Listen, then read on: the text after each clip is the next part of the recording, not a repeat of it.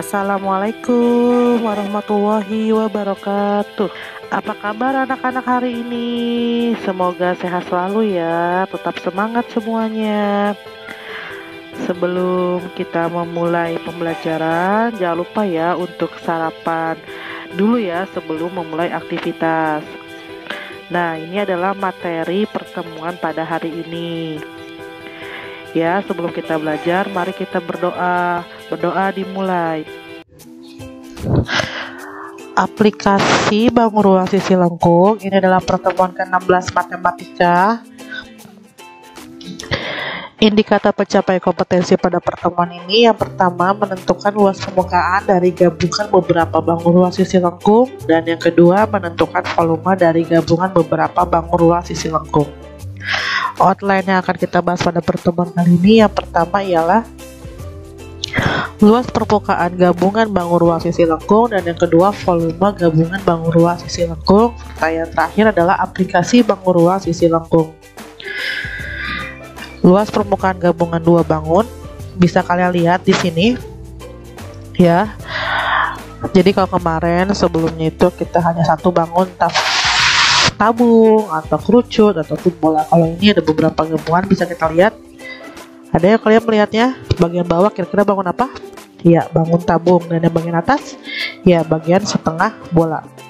Nah, diketahui tinggi tabung itu 10 cm, diameternya 14, berarti jari-jarinya 7. Ditanya luas permukaan bangunnya.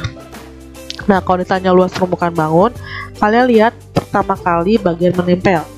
Nah, ini kan bagian menempel. Nah, kalau bagian menempel ini, kalau menemukan bagiannya itu ada bola, kasih dia ke bola ya. Kalau bisa ke kerucut atau tabung terserah, mau ngasih ke kerucut atau mau ngasih tabung. Tapi kalau bola, kasihlah ke bola bagian tempel ya. Berarti ini ada setengah bola dan tabungnya, karena bagian atasnya sudah diambil sama setengah bola ini, berarti tabungnya tanpa tutup ya.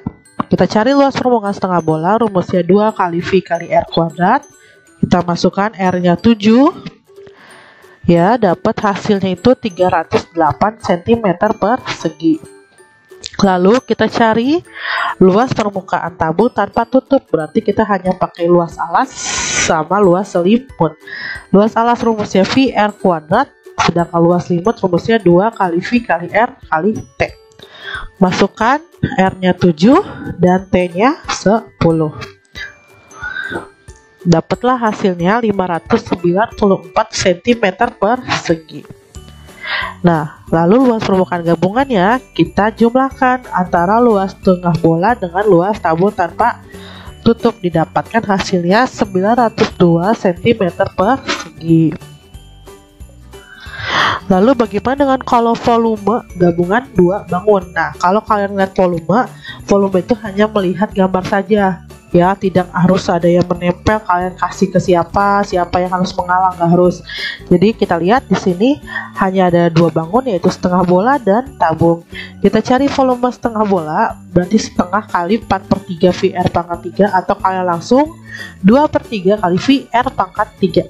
Masukkan R-nya 7 ya, dapatlah hasilnya 718,67 cm pangkat 3. Lalu volume tabungnya rumusnya VR kuadrat T. R-nya 7 kita masukkan, T-nya 10 ya. Nih, kita kalikan, dapatlah hasilnya 1540 cm pangkat 3. Lalu volume gabungannya kita totalkan antara volume setengah bola dengan volume tabung, didapatlah hasilnya 2258,67 cm pangkat 3. Nah, sekarang kita cari luas permukaan gabungan dari 3 bangun. Nah, ini atas ada kerucut, tengah ada tabung, dan di bawah ada setengah bola. Tinggi tabungnya itu 20. Nah, tinggi bola atau kita samakan dengan jari-jari bola. Berarti kalau ini diameternya 14, berarti jari-jari 7 ya. Berarti tinggi bolanya berarti 7 juga. Makanya kita cari tinggi tabungnya. Berarti 51 ya, dikurang tinggi tabung 20 dikurang jari-jari bola 7, dapatlah hasilnya 24 cm. Ditanya luas permukaan bangun. Nah, kita cari dari atas dulu. Nih ada bagian nempel ya, kerucut. Ya udah kita kasih aja ke kerucut ya. Yang bawah kita nempel juga sama setengah bola, otomatis kita kasih ke bola. Nah berarti kita ada 3 pengerjaan, ada kerucut, ada setengah bola, dan sisanya ini. Berarti sisanya hanya selimut tabung. Kita cari dulu, kita selesai dulu ya kerucut dulu. Berarti kita cari garis pelukis. Rumusnya ini pakai Pitagoras. S sama dengan akar dari T kuadrat tambah R kuadrat. Masukkan T kerucutnya 24 dan R nya 7, karena sama ya, R atas sama R bawah sama. Dapatlah hasilnya S nya 25 cm. Lalu kita masukkan ke luas permukaan kerucut. Rumusnya V kali R tambah S. R nya 7 dan S nya 25. Dapatlah hasilnya 704 cm persegi. Lalu kita cari luas permukaan setengah bola. Rumusnya 2 kali V kali R kuadrat. Masukkan R nya 7, didapatlah hasilnya 308 cm persegi. Lalu kita cari, sisanya tinggal tabung. Yang kita pakai tabung itu hanya selimut, karena bagian atas kita tempelkan ke kerucut, bagian bawah kita tempelkan ke setengah bola. Rumus selimut tabung 2 kali V kali R kali T. Berarti 2 kali 22 per 7 kali 7 kali 20 ya. T nya ya, tadi T tabung berapa? 20. Didapatlah hasilnya 880 cm persegi.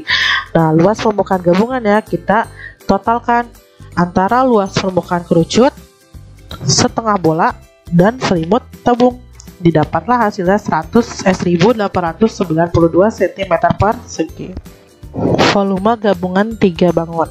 Nah kalau volume tetap ya, kita nggak usah lihat bagian nempel, kita kasih ke siapa, yang 5 siapa, kita lihat aja gambar ya.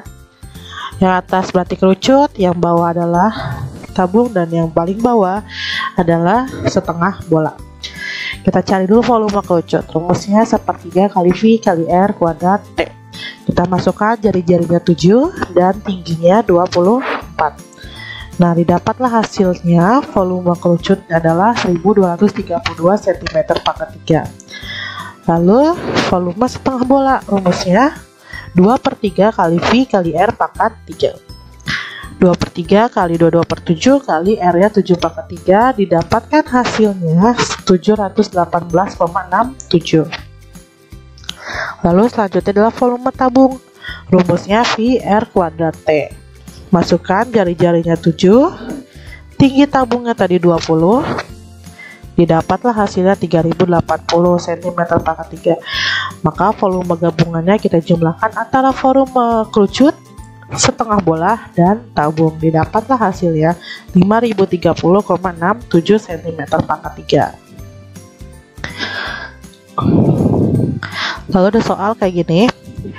Gambar tersebut adalah gambar kap lampu yang tidak memiliki atas, alas, sama tutup ya.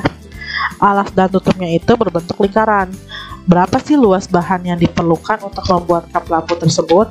Ini ada soal di ujian nasional tahun berapa ya, kalau nggak salah di tahun-tahun awal. Ini kita mulai ke aplikasi dari Bangun Ruang ya. Ada soal tipe HOTS kayak gini.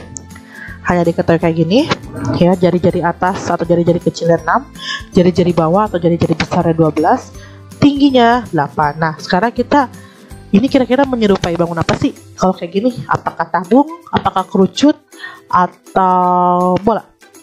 Ya, kerucut. Nah kita gambarkan gimana saya supaya menjadi kerucut. Nah kayak gini kan. Nah kita bikinlah garis bantuan yang atas ini seperti menyerupai kerucut. Lalu kita tarik nih dari sini atas sampai ke titik pusat yang bawah. Ini yang berbentuk tinggi. Dari ini jari-jarinya ya. Lalu ini ada, nah bisa kita lihat ini yang ibu pada panahin nih ya. Ini membentuk apa? Segitiga ya.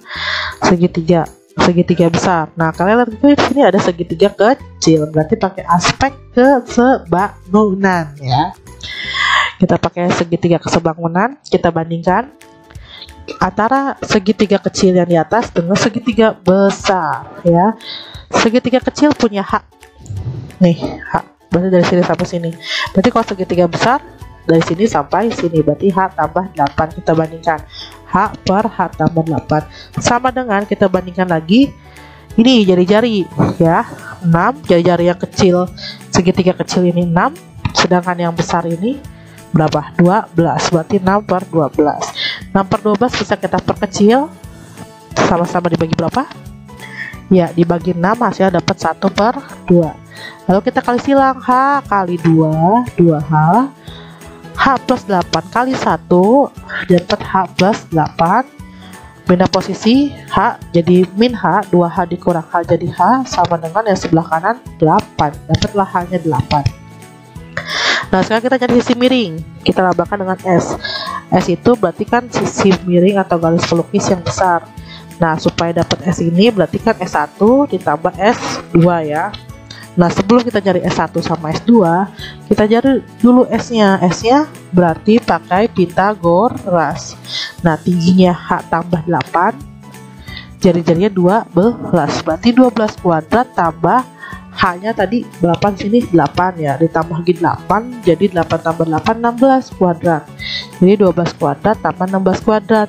12 kuadrat 144, 16 kuadrat hasil 256. Kita jumlahkan dapat akar 400, berarti sama dengan ke 400 itu 20.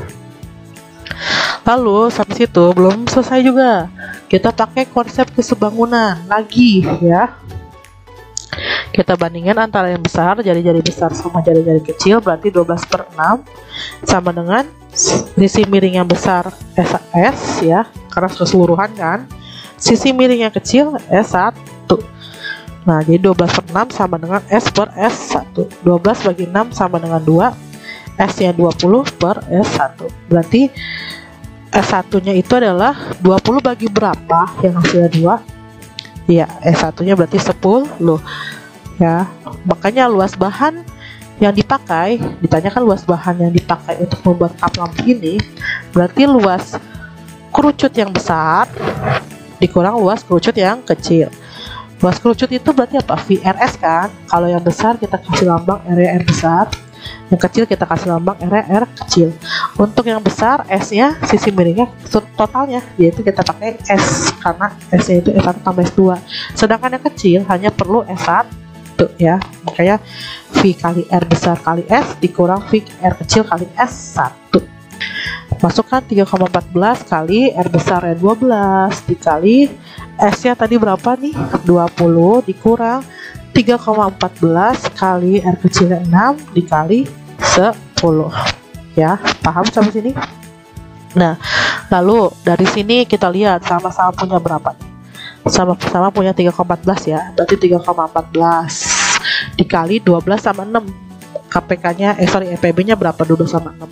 6 ya, dikali 20 sama 10, FPB nya berapa? 10. Ini dapat dari sini 6 sama 10 ya, itu ya. Atau kalian bisa juga tanpa melihat ini nih, yang ini kalian bisa cari dulu nilainya 3,14 kali 12 kali 20 berapa, nanti dikurangin dengan hasil dari 3,14 dikali 6 kali 10 berapa.